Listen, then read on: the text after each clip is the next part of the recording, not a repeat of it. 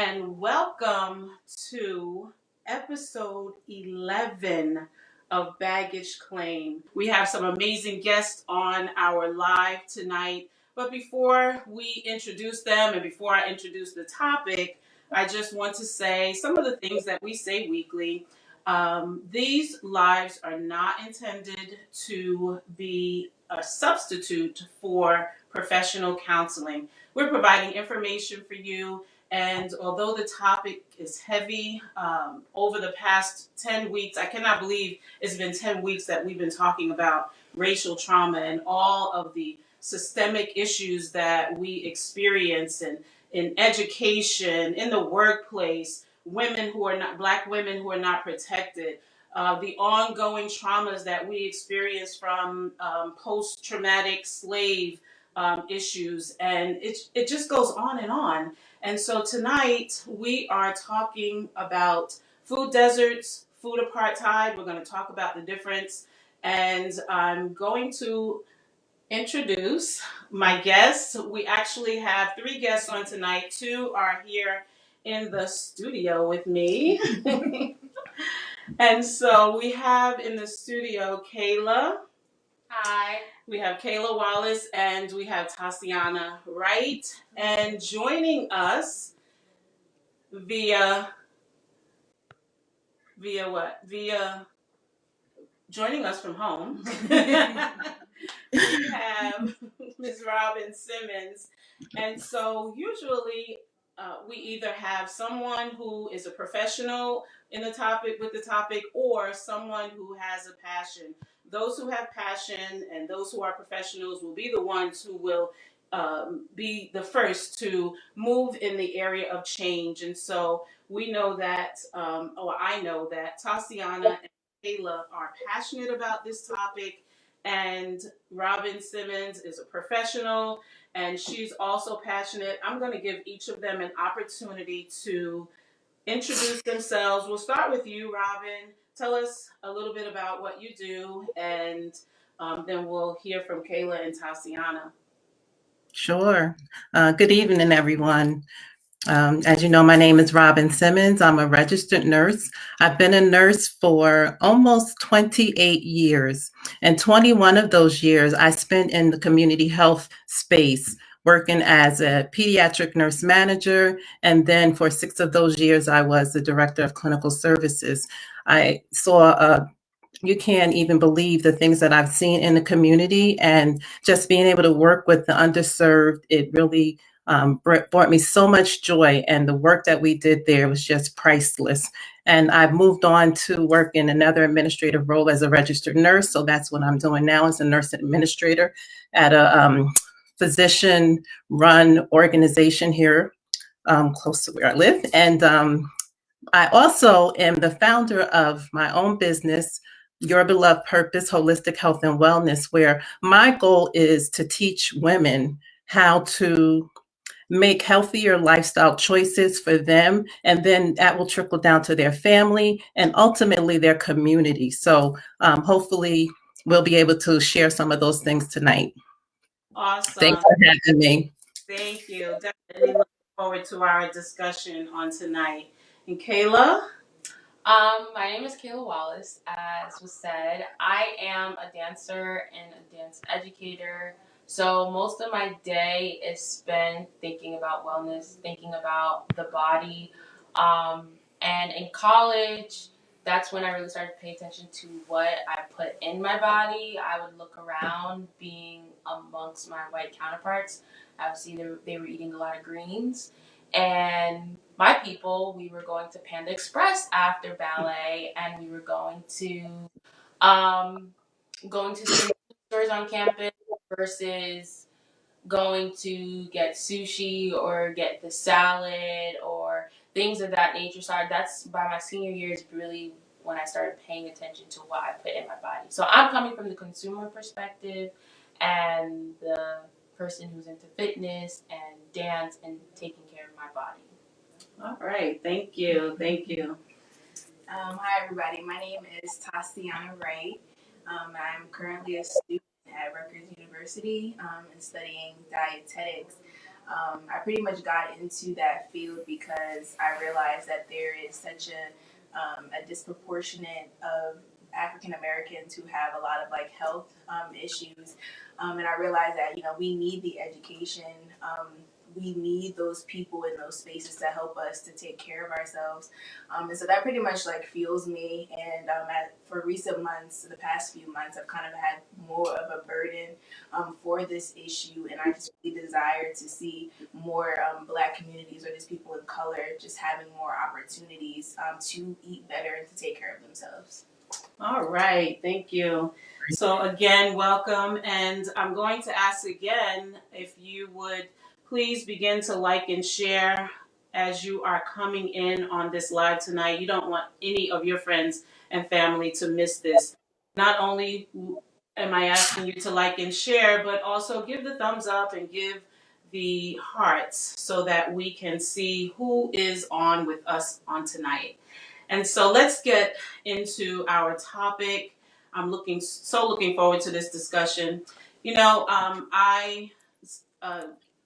I was listening to a YouTube on the topic, and I usually do research about each of the topics, of course, that we're going to present. And I heard that there are 43,000 supermarkets across America. And with the 43,000 supermarkets, there's 23 million people who are without access to healthy food. 43,000 supermarkets, but 41,000 supermarkets and 23,000 people who are without healthy food and have no access. And so let's get into this topic of food desert and food apartheid. Let's just start with what that even means, because many people probably have not heard of the term food apartheid or food desert. So let's start out with what we're talking about tonight. Anybody can start. Anybody can start.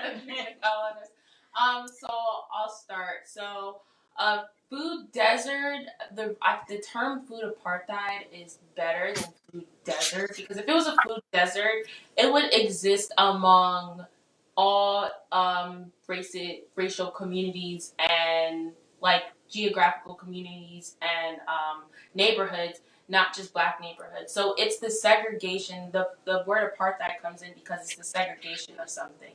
If you go to, I'm just gonna throw cities out there. Specifically, I work in Newark.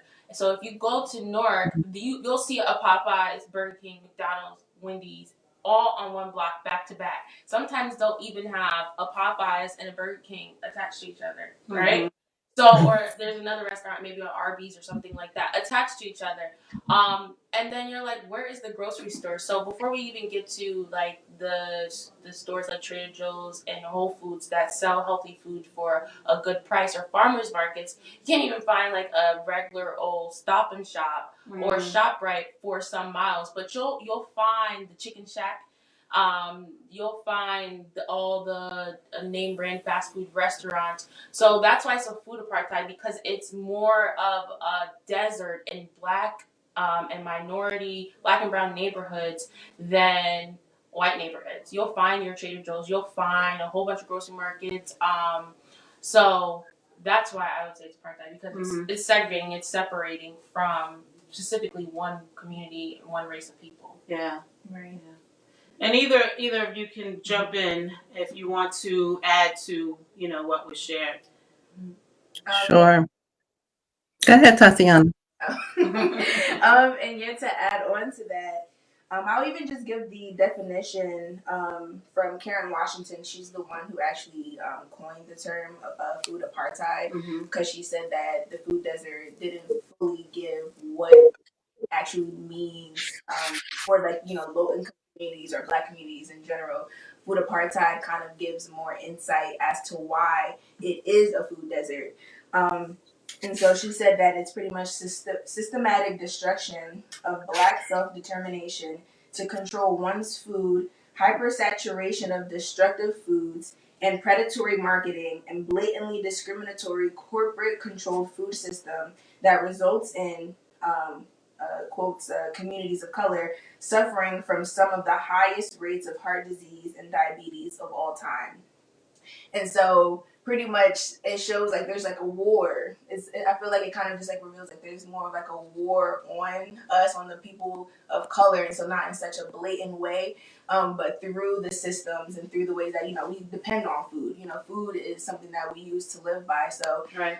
it comes from it stems really from slavery, and so they didn't have a control. So being that they lost control of us, as slaves, now it's like, okay, let's kind of still find a way to control them in a sense now through food. And so just something that that I said was that, food apartheid is preferred over food desert because it addresses more, and it addresses the intentionality of the lack of resources in the neighborhoods because of racism. Yeah. That's good. And I would just like to add, when you think about desert, you think about a dry land where there's no life, no water, no nothing. And for the government to put that label on a community, that's just what they do. They see a cause, they see something that's needed, or folks lobbying for a certain thing, and they send their researchers and they come up with a label for a community that they know nothing about. Or sometimes you do have some altruistic individuals around the table who mean well and want to do good, but that's not always what the outcome is of those particular efforts. So I'm very grateful that Karen Washington took the time to lobby and get the local government to change the name, because it is not a desert in our communities. Although there's a lot lacking, there is still life there. So apartheid is a better way of coining this particular issue because of the inequity and the geographical race and income situations that we have in our community. Yeah, yeah. And I also read that in order for a community to be considered a food desert, or considered that food apartheid exists there, in the inner city, you have to live at least 1 mile from a grocery store, and in rural America, you would live 10 miles and not have access, meaning limited transportation, no cars. And what we have found as I was doing the studies is it's just amazing, the number of people that literally have to take 2 and 3 buses to get to travel for an hour and a half on public transportation to get to a place that they can actually get produce and food that they feed their family in a healthy way. And so Yeah. when we think about this and we tie it into injustice, food injustice, and food insecurity, let's kind of slide into that topic of injustice and the food insecurity. So we know we're experiencing like what we've always been experiencing, issues with social justice, but in terms of food, that's just like Tatiana said, that's just another way that I feel the government and the people who are higher up have used systematic racism. So it's justice because just like the gun will kill us in the street by the hands of the police or chokeholds and things like that, it's the food too. Mm-hmm. Okay, you may not die as quickly, and that soul food is just so good, but there is a reason why. There is a reason why Black people, and then I learned today, as well as Asian Americans, Black people are first, are lead in having the highest rate of diabetes. I bet all of us, I at least know 2 people off the top of my head in my family that are diabetics or that were diabetics. My grandfather on my father's side passed away having diabetes and disease and stuff like that. And my aunt, his daughter, is also a diabetic. So then it also comes down to genetics. So now it's affecting whole families because now they say, well, I've gone to the doctor and they say, well, if somebody in your family has it, and Miss Robin, you can correct me if I'm wrong, and now you also have a chance of being susceptible to that disease as well. in terms of diabetes and heart diseases and things of that nature. So it's a silent killer. Yeah. And it's something we don't talk about. Like, people love their food. Don't come, like, I don't know about you guys, but when I said I wasn't eating meat, my grandmother was like, "I'm not eating meat." You're right. What do you mean you're not eating meat? So it's food is part of the Black culture. Also has been something that is a silent killer for us. I heard someone say that we're losing more kids to sweets than to the streets. Yeah. Yeah. What's your thoughts, Robin, as it relates to the injustice issues around food? Yeah, in the underserved communities, usually, as you stated, Dr. Danita, the lack of access to a fully productive grocery store. So they have their bodegas on the corner and they're easily access of food that is not healthy or nutritious. So it is lack of fresh, affordable, culturally appropriate foods. And remember, in Black and Brown communities, it's not just Black people, but there are people of other non-white people who come from countries where they're looking for ethnic like food. And I was thinking about this, a lot of the different countries where some of these people come from, they truly experience farm to table. So they grew their own food and then they ate it. And they are not receiving that type of food now. So that's part of food insecurity and food injustice, where you can't get fresh fruit and vegetables, affordable and culturally appropriate. Yeah, yeah. Um, this we know is systemic, and it has been going on historically. Um, let's go back into history a little bit and talk about how. I mean, this is 2021. This didn't just start. The sad thing is, it's still here. That's the real sad part about it. But let's talk about, how did it get to this, where we literally have millions of people living in these inner cities, low income areas, and literally children living off of potato chips and grape soda. Where did it start? Well, I know I saw something where it's not just like the grocery stores, but okay, so you know, like white farmers and Hispanic farmers and things of that nature, but there was a time, it was between the 1940s and the 1950s, where Black farmers begin to decrease. So if you have Black people farming, whether it's like produce, right, produce like fruits and vegetables, and or animals, livestock, they're more likely to keep those things in their neighborhood, to keep those things in their community. And if you're just naturally, because of history, we're still more likely, things are changing now, to live in proximity to people who look like us, right? So now I'm in this community of diverse people, or people who look like me, and I'm a farmer, so I'm going to keep this in this neighborhood. It's easy for somebody to come and get it from this neighborhood. So Black farmers started to decrease, specifically in North Carolina, is where I saw it. And that's one of the historical things that I have come to know of that has contributed to this food apartheid. Because if you have the white people doing it, they just keep growing, and now they have these big corporations, and now they're controlling where they're putting their food.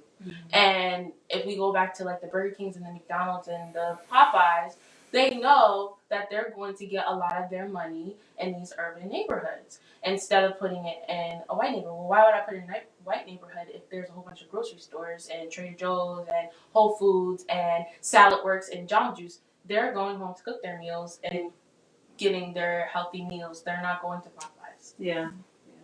And even to add on to that, with the Black farmers thing, I was seeing that too, that there was a decrease. But it was also that corporations were preferring to buy from the white farmers instead of the Black farmers. So there was like, deliberate, racism or segregation of like, okay, so you're bringing me a crop, but I'm going to actually take their crop, because they're white compared to you. So, black farmers were going out of business. They weren't able to make the same money anymore from their food. And so with that, you can't, keep your land. So now you have to move because you can't afford this. And so I think that played actually like a big role. So there's a lot of like black people who don't own land anymore. There's like a big a decrease in black people who do not own land. So yeah, I hear 98% of the land is owned by white America. Like in America in general. Yeah, so that means only 2% of the land is left for black farmers, right? Mm-hmm. Oh my God. And then I'm sorry, I'm not sure if I want to say something, but another historical thing that I was seeing, even in relation to indigenous people, so like Native Americans, Yeah. was like in the 1800s where they had like this whole Buffalo Act thing or whatever. So they pretty much like were killing off the buffalo to get the Native Americans to move out because their food, that was their food source. So they're like, if we kill off their food source, then they won't stay here. And so they eventually killed off all the buffalo, and that's when the Native Americans, they had to migrate.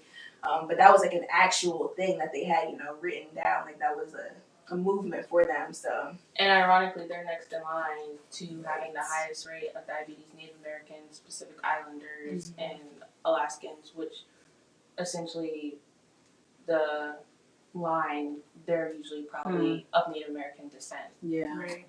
Yeah. Yeah, and I was just going to add to it, it really all comes down to economics and money.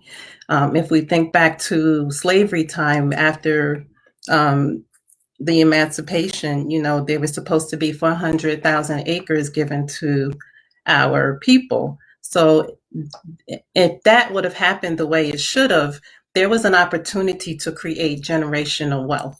And maybe we wouldn't be in the situation that we're in. So that 98% of land that you're talking about, Dr. Danita, is to me, with the Native American situation and the slavery, the slaves not getting their land, that stolen land that those 98% white farmers are farming on, and it definitely should have been ours. And I just think that that's something that we definitely need to consider. And then the other part of that question was discrimination. So if we continue that line and we get, when after and during the civil rights with the redlining, so it always comes down to money, where there's always a barrier for our people to create wealth, to get loans and mortgages and insurance. So there's always something in the way, and it continues today with structural and institutional racism. So you can't get a job. If you can't get a job, you can't get a car.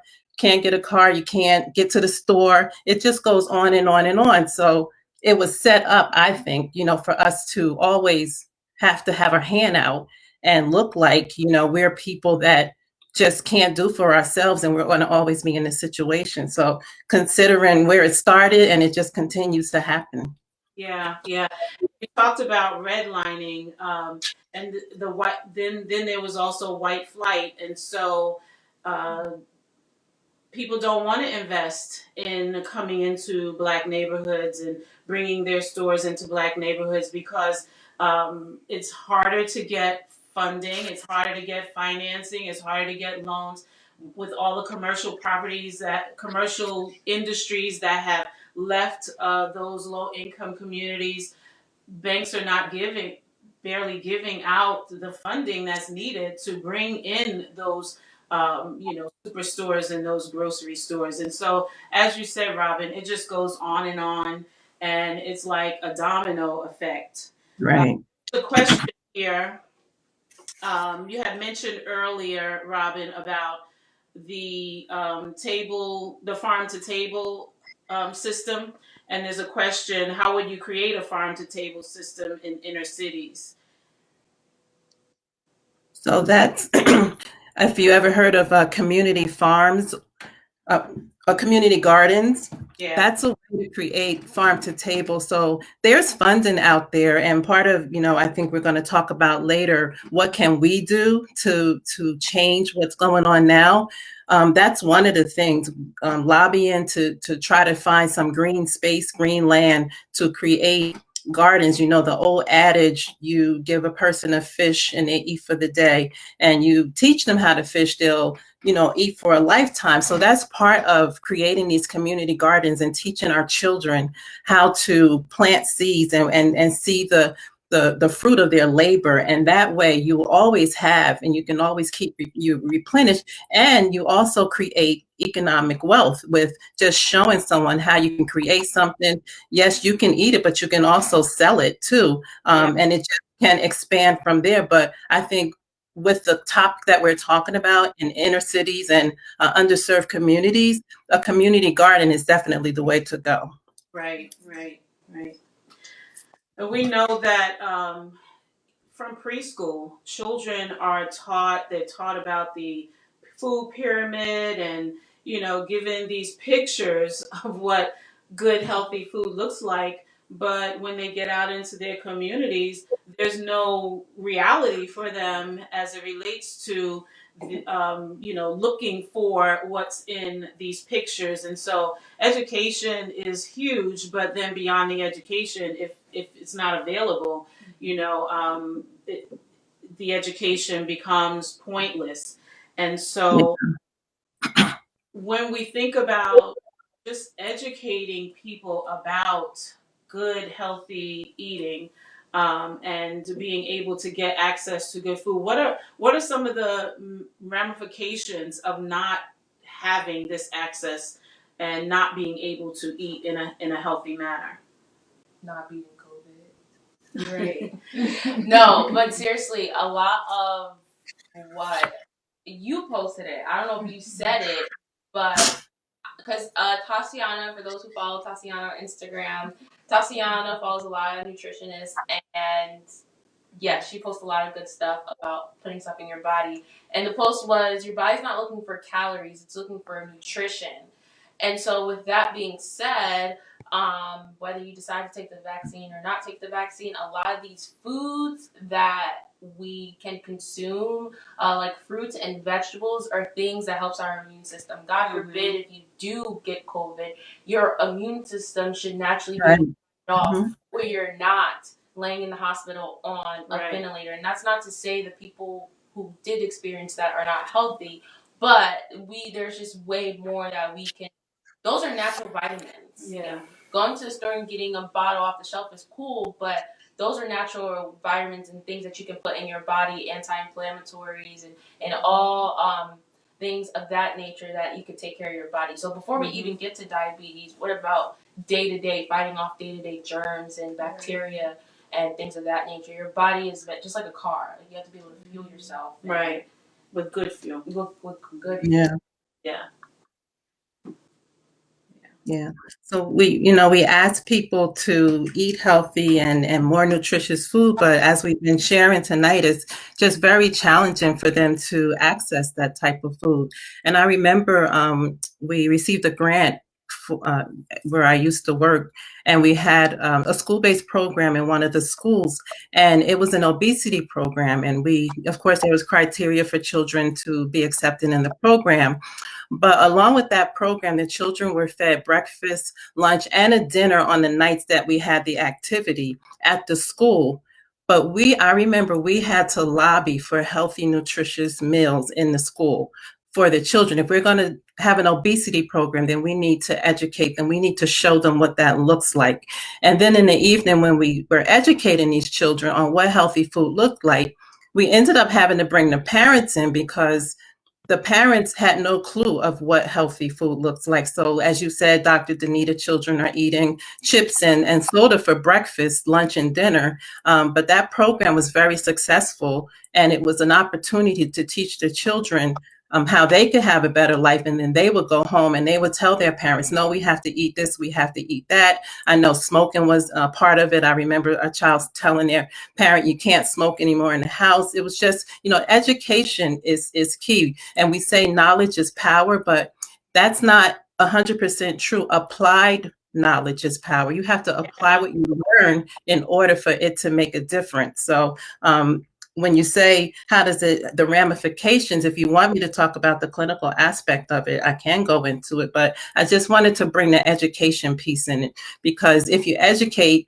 I think people want to do better. As Maya Angelou says, when you know better, you do better. And most people do. They want to do better, but there are so many barriers here that truly, truly need to be addressed. I think going into a little bit of the for our viewers.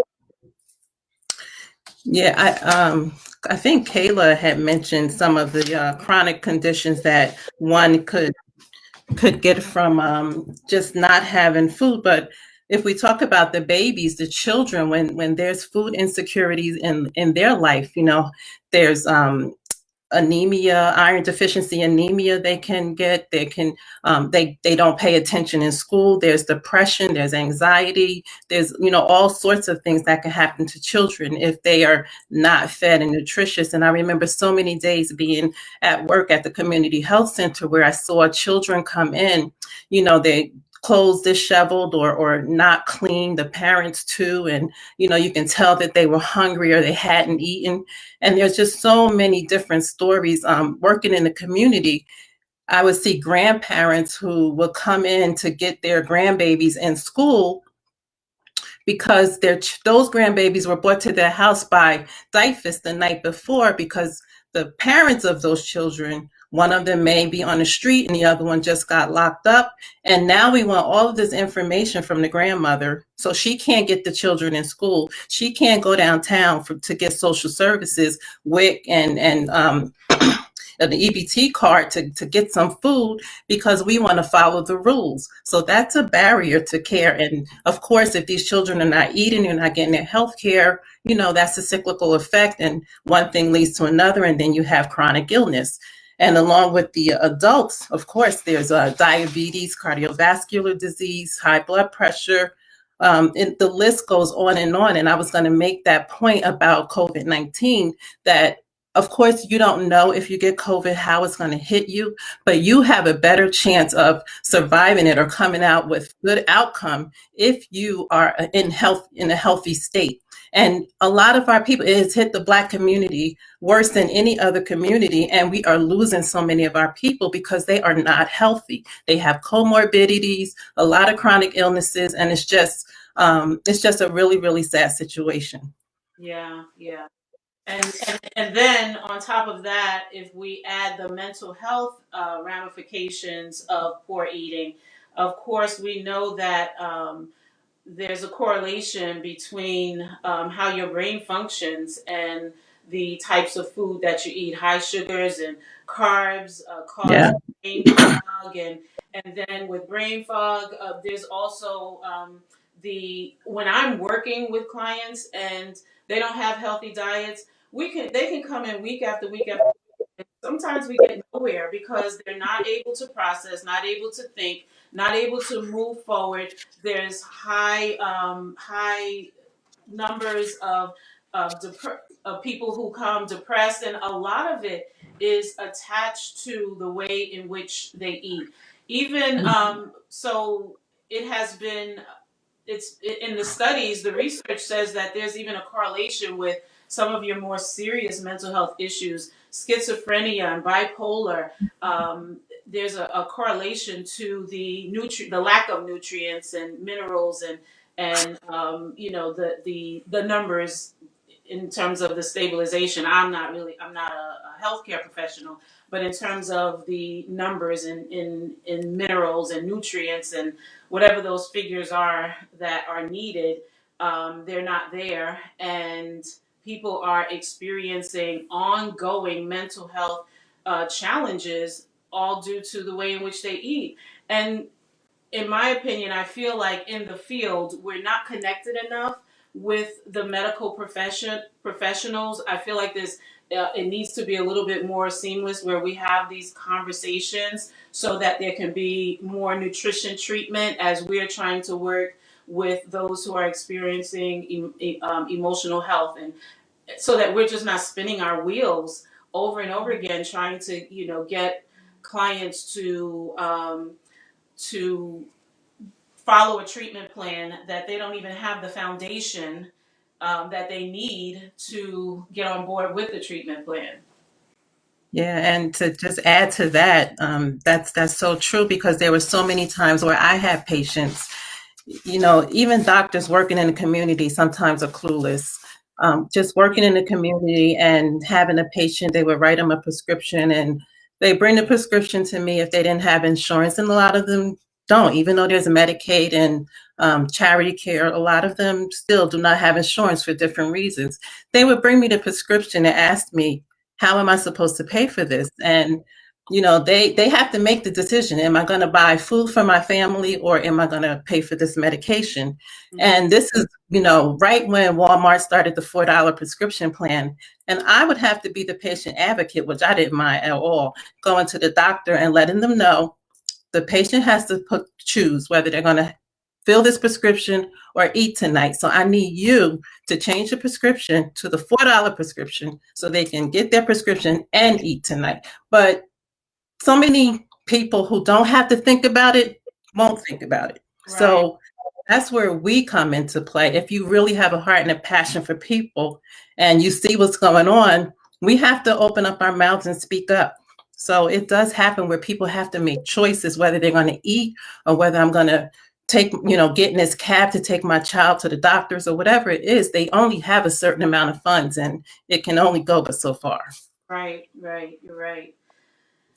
I wanted to switch over to, we usually ask a question on Facebook every Thursday evening just before the live, just to get people to engage and to kind of get you to think about the topic prior to joining in. And so the question on Facebook tonight, as we were talking about McDonald's being on every corner and all of the other fast food chains, the question is, are unhealthy fast food restaurants like McDonald's and Popeyes and all, and I'm not saying that the food isn't good, but and to have it occasionally is not even the worst thing in the world. But when you live off of it, that's the issue that we're talking about. But do we think that this is purposefully placed in these areas of poverty as another form of marginalization?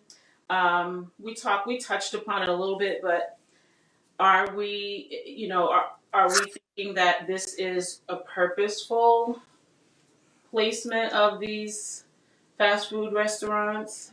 Absolutely.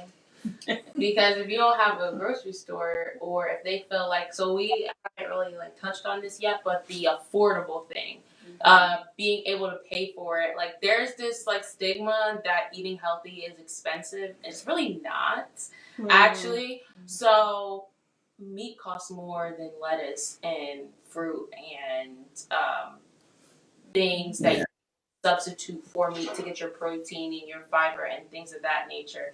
So when there isn't a grocery store and people in this community may be lacking resources, financial resources, or have economic struggles, and you see 1, 2, 3, 4, 5 fast foods back to back, and you know that you can get a $5 meal or even a 4 for $4 for your kids and spend under $16, then that's easy. This is where they can get their money. So I think it's as purposeful as far as this is where I can get my money. And then there's a subconscious purpose of, well, we don't really care about them anyway because we don't know this food. We know this food is not good, but we don't really care about them anyway and their health.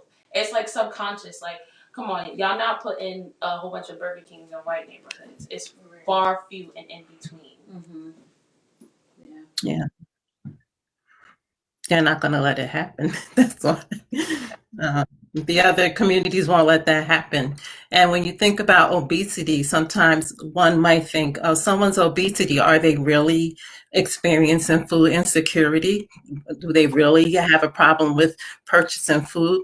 But just like you said, Kayla, it's easy for them to go to these fast food places and they have the dollar menu. So of course, it's going to be a little easier for the mom to get the food, off the dollar menu. So she thinks, but this is what's available and this is what she can get to and this is what is affordable. And then the chips and the sodas and the juices and all of those things, that's easy to give a child a quarter or, $1 to go to the corner store before school. So eating all of these unhealthy food choices, eventually the child or the parents, they will be obese at some point because you're just eating a lot of sugar and processed foods and um, um, saturated fats and things that you shouldn't have, that just over accumulation of time, it's going to have a poor outcome. Yeah, yeah. So when we think about the fast food restaurants, and I know a lot of our people love Popeyes, and we've actually trained our palate to enjoy that type of eating. And so when you think about it, I read where even if the stores were to come, these supermarkets were to come to these lower income areas, the what is being said is that they won't buy it anyway. They won't buy the healthy food anyway. So their palates have been trained to eating what they're eating. And I know that I don't live in a food desert, and many of the people that are in my circle don't live in a food desert, but it doesn't mean that they're eating right. Um, there is this whole mentality of why should we eat the white man's food? I mean, that's significant ignorance, but it is a mentality that we have that, eating right is like eating the white man's food. And it's a slave mentality, to be honest. And so let's talk about that a little bit. What do you think? Yeah.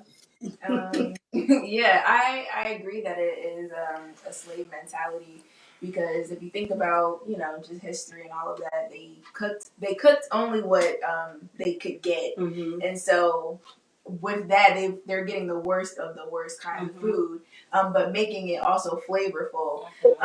And so when you're growing up with that, that's all you have. You're not gonna think that the food that the white people are eating is food for me. You know what I'm saying? Like it's literally ingrained into your way of thinking and way of being. And so yeah. I believe it's one. I've really never heard people say that. I've heard more people say, like, more so black people don't eat like that. I don't know. For example, I love roasted seaweed.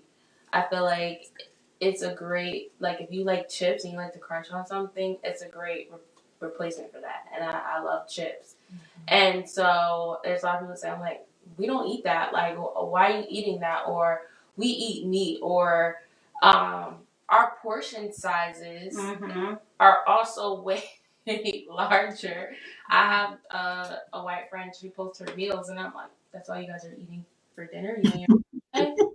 Okay, where's the rest of the plate? But that's how you're supposed to eat. You're not supposed to, even I know Italians, just they're culturally too. It all comes back to a culture thing. But with us specifically, it's been engraved from slavery. Yeah. This is how you're supposed to eat. And it's because of what we had to come up with. And then when we had something, you continue to eat this way. And also, I think that's in the Asian community, or way back when, the bigger you are, it signified the more money you had.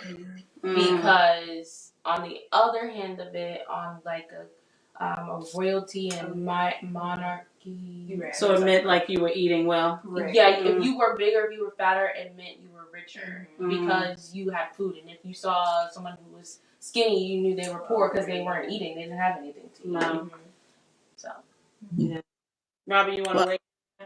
Yeah, I'll weigh in. Yes, I would agree that there is somewhat of a mentality, but I have a little hope that that our community, because I see it a little bit, and I've been talking to people, and I was in a grocery store this past weekend. I was telling my family, and I saw some Black gentlemen in there in the produce section, really having a good conversation about pomegranates and other whole foods that were in the store. And it really made my heart glad. I do think education is key here. I do think things are happening in the world where, especially with COVID, it's really opening up the eyes of people. And there is a movement, this whole vegan movement and whole foods and plant-based.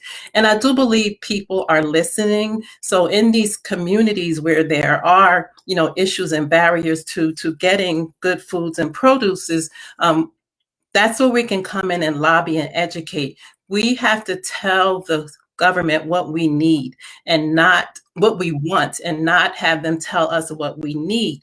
And along with that comes education. They bring these programs, they bring soup kitchens, food banks, food pantries, all of those things are good in the moment, but it's not sustainable. So we need education. We need to show people how to do things. And we need those people to look like me. I need you to look like me. I need you to understand how I eat at home and how I can make these same greens healthy Yeah. without, pork butts in them. How can I do this in a healthful manner? So that's where we miss the mark, or that's where those community efforts miss the mark, because it's always our federal government, state government, local telling us what to do. And we are not at the table. Our voices are not being heard. So we have to come together and lobby and really make sure that our people in the community are getting what they need. But I have hope and faith that it can truly happen with some education. Of course, we need funds, but the people need to look like the people in the community so they can gain the trust and they can move forward. Yeah. I do have hope. I have hope as well. I know that an appetite can be changed. At the moment, there still are, as I stated earlier, a lot of people who have access to resources and who could help in some of those low income communities, but their mindset is still on eating cow tongues and pig slop and Mhm. pig feet and toes and whatever else. Whatever else, as Tatiana was saying, they learned to make flavorful from the slave days, and still, not realizing how much it is affecting them just because they can get up and go to work and make a living or come home and still function.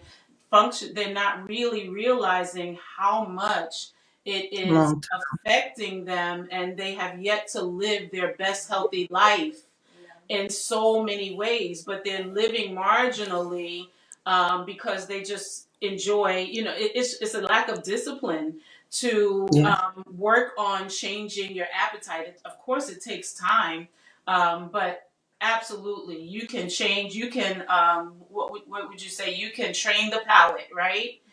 To Hmm. eat differently. And so it's a matter of discipline and like you said, the education and changing a mindset, because a lot of people hear it over and over again, but they lack the discipline and not willing to change their mindset because they think they're living. It's they told a lie that they're living, and they don't even know how much they're living beneath the privilege of really living. Right? Yeah, that's right. Yeah. And so I know that we do have hope and we can make a difference. And there's so much that is happening in the low income communities. Many gardens throughout, I think, throughout some of the inner cities, there's like 400 gardens that have been planted by local residents, and just finding open lots and some on top of buildings, creating gardens so that the people of Yeah. the community can eat well. What are some of the other things that that can be done to help move this forward? In this for you guys, it's your lane, ladies, and so I often say I have my lane, and those who are coming on, this is your lane, and so how do you move this topic forward, and how do we get to the place of change in our communities? Well, I believe everything starts in your home. Mm. And so, everybody found little fun things to do to keep them going during the pandemic, especially during the summer.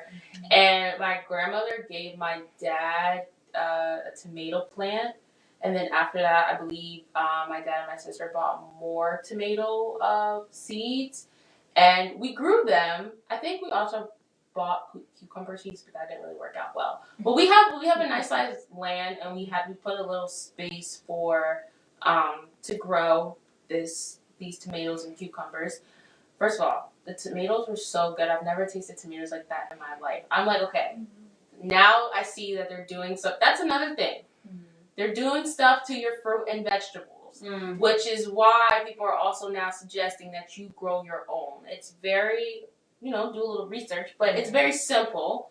Just like anything else, you learn how to do your DIY projects in your house. You can learn how to garden in your backyard if you have that space, but then that comes back to the ownership and land, how much space you have. Yeah. Not everybody has the land that the three of us may have, or that Miss Robin has. But even you can do it. Now they have these in-home like gardens, a lamp thing. That's also probably a little expensive. But you can also do it on your porch. You finally make a box with some wood, the dirt, grow, water, all that stuff like that. But the tomatoes were really good, so I believe everything starts in your home, and you should start there. And then things like this, educating people. Maybe me telling somebody that I am a mostly dairy-free pescatarian, will be like, okay, well, why did you do that? What did you see? What were the effects on that? Well, for me, and not really, but the mood does come into play. Your mood is better. I do believe just vitamins you can take as a mood booster. There's foods that you eat that are mood booster, decrease your mood and how you're viewing life, make you sluggish and things like that. Just word of mouth information, because also like Miss Robin said, it is a fad right now, Black and to be vegan. Like every millennial is Black. Like I'm a vegan, okay? And you're living your best, young, under 35. Yeah, and so even to like add on to that, you guys were talking about like a lot of the education. That's literally I feel like of things is just information. But then also finding a way to get people to help people to like actually apply those things. So maybe even having like some type of like community like workshop or so that people can have accountability. I feel like accountability is going to be like is really important in order for these things to really move ahead and move forward. Showing that people care about your actual health. You know what I'm saying? Like you're not just you're doing it for you, but like other people care about you as well. And so I feel like that's going to be a big thing. And yeah, I feel like with all of these things, it's going to help people to realize, it's more than food as well. Like there's a whole bunch of different connections as to why we eat what we eat. You know what I'm saying? There's behavioral aspects as well. And so like, are you eating because you're stressed? And, do you go to this because of that? Or, you know what I'm saying? So I think we just kind of need to really start integrating all of these different things to better inform us so that we can make better decisions. Yeah. So. Yeah. And I would like to see self-sufficiency, empowerment, employment, financial stability, sustainable gardens in the Black community. I believe that's where, we're going to see change because, as I said earlier, it's an economic or a money situation where we need to bring that into the community to make better decisions or to have access to better food. The other piece of it is having a seat at the table, letting our voice be heard. So wherever your platform is, you need to speak up. If it's just with your neighbor and you see that they're in need or they need education and you're doing a little bit better, reaching out, lending a hand, that's where it's going to really be impactful.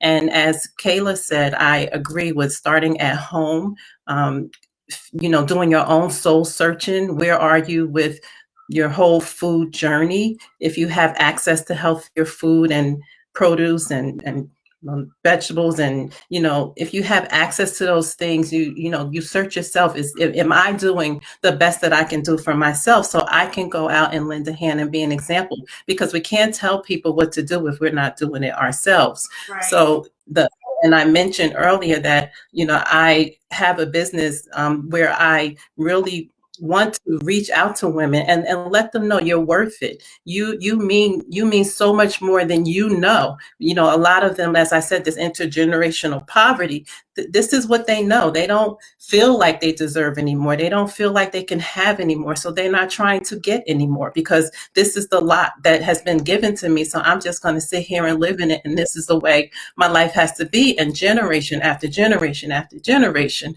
this is what they do. So if I can find one woman, to just teach her and show her that you are worth it and you deserve so much more, and they see their wealth, their value, and they start, just by going to get vegetables with, if they're on WIC and they get the little voucher for the vegetable to go to the farmer's market and really take that home and show the children the beautiful colors and bring them in the kitchen and just do the best you can with what you have.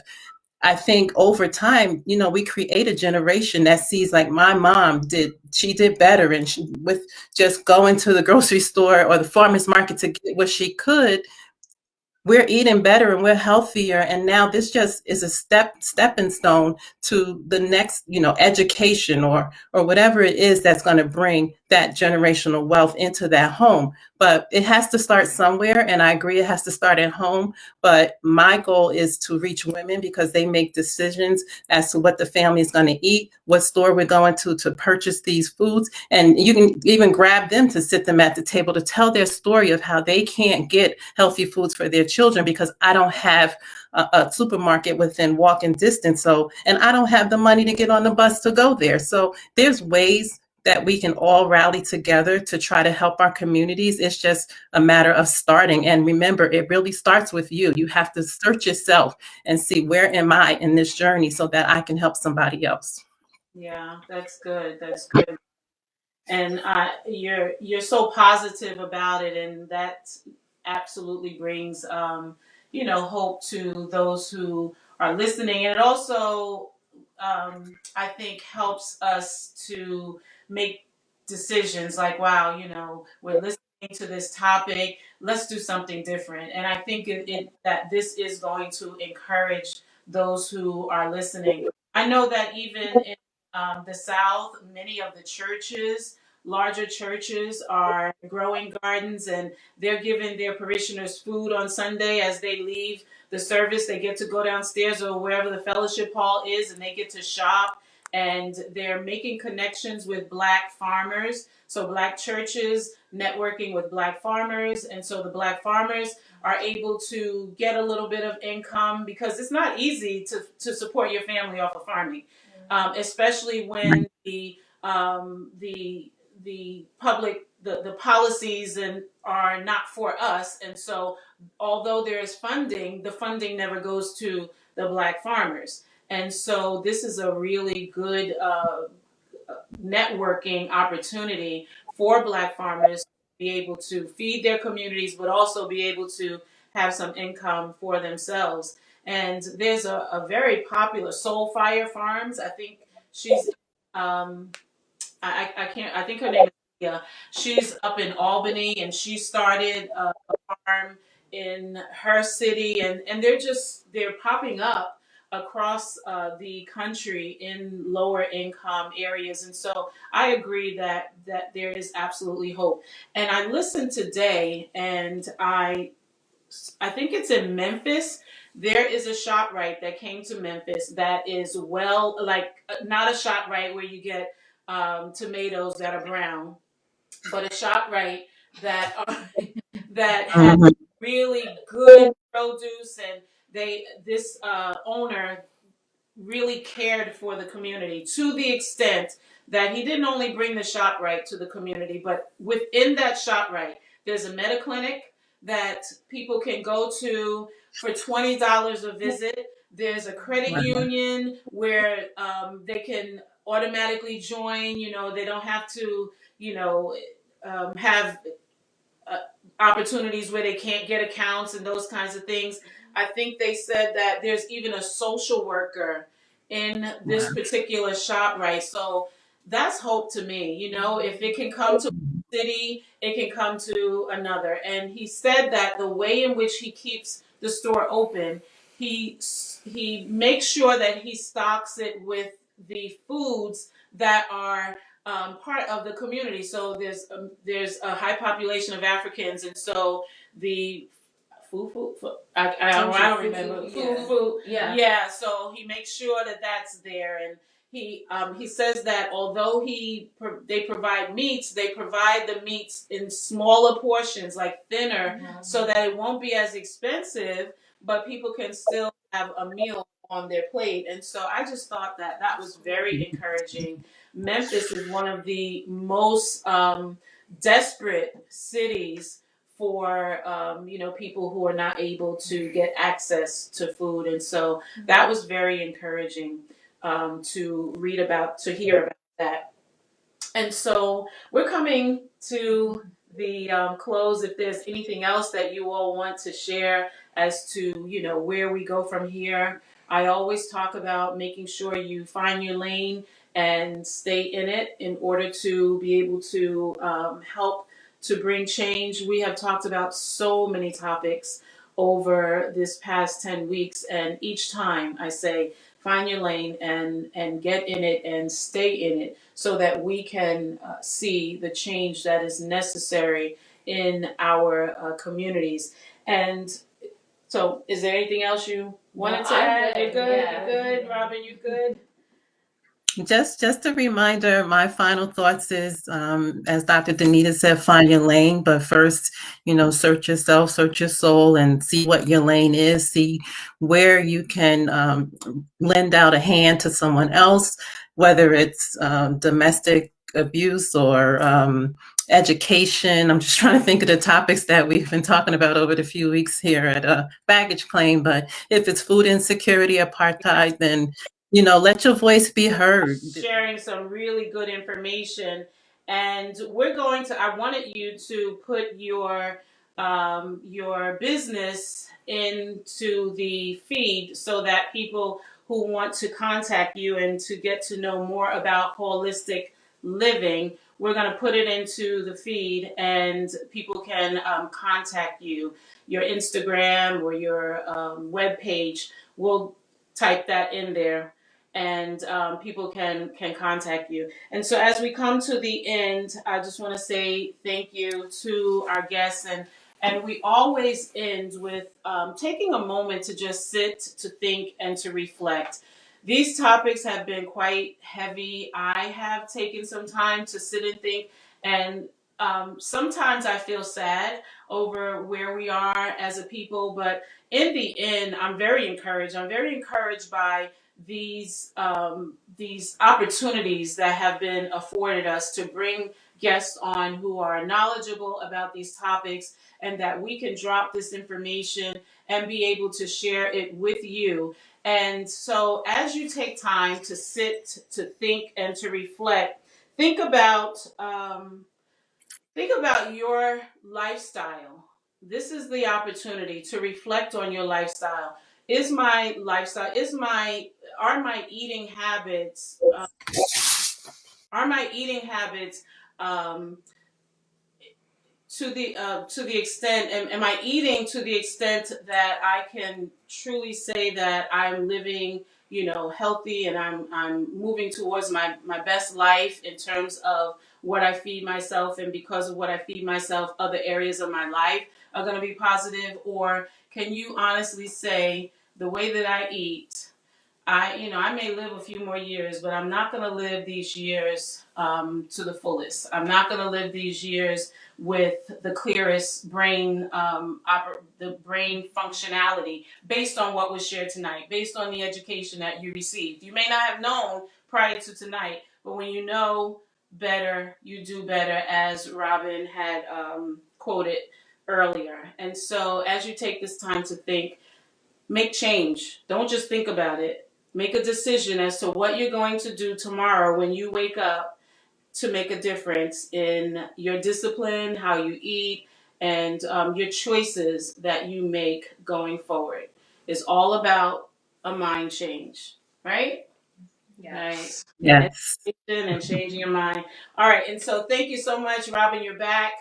You were frozen for a minute. So make sure you put your information in the feed so that people can contact you. Again, thank you so much, ladies. Have a wonderful week. Next week, we will be focusing on, if we didn't have enough topics on racism, the one place that you would not want to have to experience racism is in the church. Oh. Right? Uh-oh. Unfortunately, we have the topic Mama and the church, and it's real. So join us next week on Thursday. Make sure you prepare to unpack your bags with Dr. Danita. Have a good evening.